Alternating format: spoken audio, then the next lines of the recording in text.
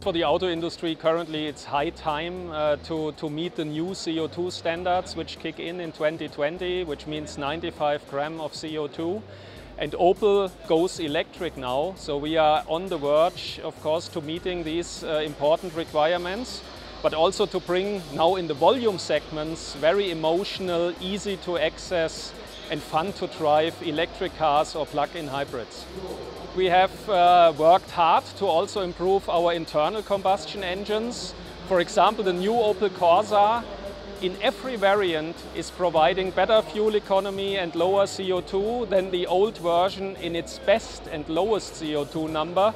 And this with the internal combustion engines only. And the new Corsa is 25% better in fuel economy, less in CO2.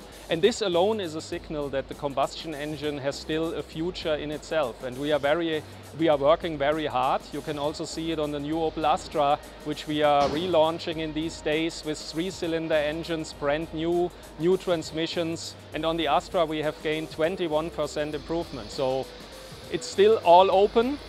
While electric is coming, gasoline and diesel is also still on. The keyword is for sure electrification.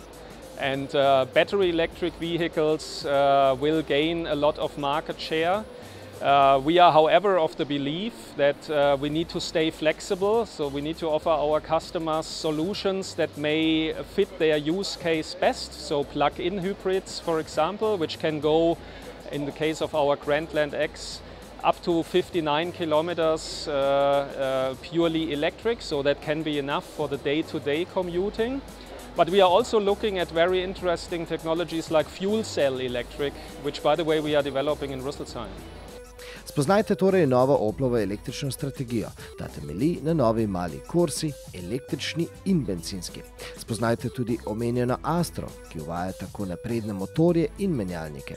Sicer pa se je vedno lepo ozreti tudi malo nazaj, recimo v Oplovih 120 let. In mimogrede, ste se že naročili na naš kanal?